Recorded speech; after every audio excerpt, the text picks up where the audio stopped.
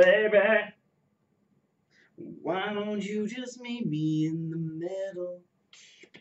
Hello, radical people. Welcome to Minimalist Monday. My name is Shoeless Joe, and today we are talking about how to stay motivated for minimalism.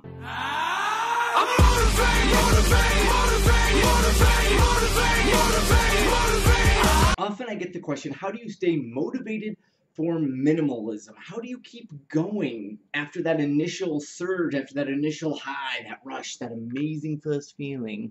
You know, you first hear about minimalism, you get excited about it, you pack up a bunch of bags of stuff, ship them off to the thrift store, and then weeks go by, months go by, you start accumulating more things, maybe you just become complacent. How do you keep that going? Now, different strategies, different things are going to work for different types of people, but I know for me there's one key thing that really helps keep me motivated for minimalism, and that is vision. So let's back up a little bit and think back to when we first decided that we wanted to become some form of minimalist, right? In some way we decided we wanted to simplify our lifestyle, and for many of us that started with a vision. For me, I started reading blog articles of all these minimalists talking about how life was so much better without all this extra stuff, and a vision came into my head of what my life could be like. And this was the driving force for that first purge, right? Because we want to get closer to that ideal, that image that we have. So as time goes on and you kind of lose that excitement of the first purge, right? And maybe you start getting more things, or you just become a little bit more complacent. Think back to that first image, that first vision you had for your life. It might even be helpful to write it down or take a picture. Sometimes what people do is they'll search online for a picture of maybe a living room or bedroom or house or whatever that they kind of want to aspire to.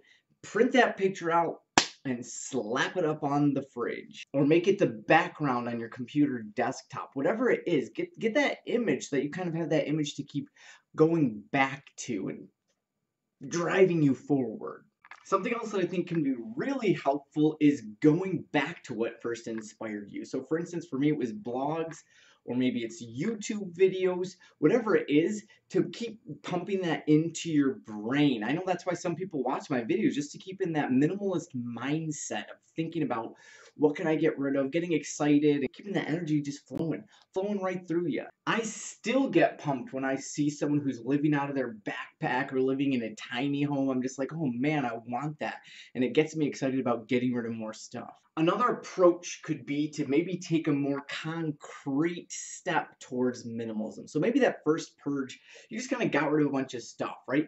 It's, I think, a little bit more easy at first to just see things like, obviously this is extra, right? Obviously I don't need like 14 flashlights or 400 pairs of socks. So we can kind of do that initial purge fairly simply. But then it becomes a little bit harder. We don't have as many things, and we know maybe we still have a lot, right? We still have more than we need, but then where do we go from there? And again, then I would say get back to your vision, but now have little mini visions, okay? What is my vision for my bedroom? What is my vision for my clothing? And this is going to be different for everyone. Me personally, I just want the smallest amount of clothing possible so I can fit most of it into my backpack or on my body. You might want something more like a capsule wardrobe where you have a little bit more versatility, but it's still simple and there's not a lot of extra going on.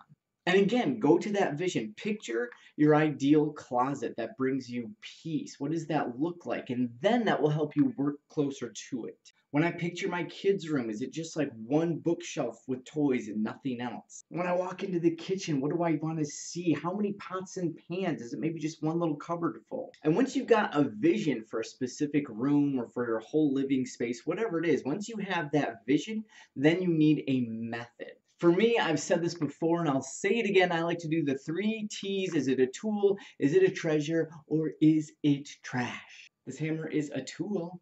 I would consider this houseplant a treasure. It's not necessarily a tool, it doesn't serve any utilitarian purpose, but it just makes us happy. Now sometimes you get lucky and something is both a tool and a treasure simultaneously. Like, check out this box. It's a box, right? That makes it a tool, it can hold things. But it's also a box made entirely out of my cousin Jessica's senior picture. I mean, what's more of a treasure than that? Why don't you just meet me in the... But I mean, really, what more do we need besides tools and treasures? So when you're going through your room, keep that vision in your head. Remember what you wanted your life to look like, this space to look like. And then when you pick up the thing that's in the room, ask yourself, is this a tool? Is this a treasure? I'd say this is both. And if it's not a tool and if it's not a treasure, then clearly it is trash, something to be donated or chucked or whatever. So I hope that was helpful for some of you out there. Keep a vision in mind of what you're going towards. Watch more YouTube videos, read more blogs to get you going, get you excited again, and then get that method. Figure out how you're going to discern what to get rid of. Let us know in the comments down below what you do to stay motivated for minimalism. Let's help each other out, get that conversation going down there. Thank you guys so much for watching. Remember, keep it simple, question everything, and stay radical. Baby.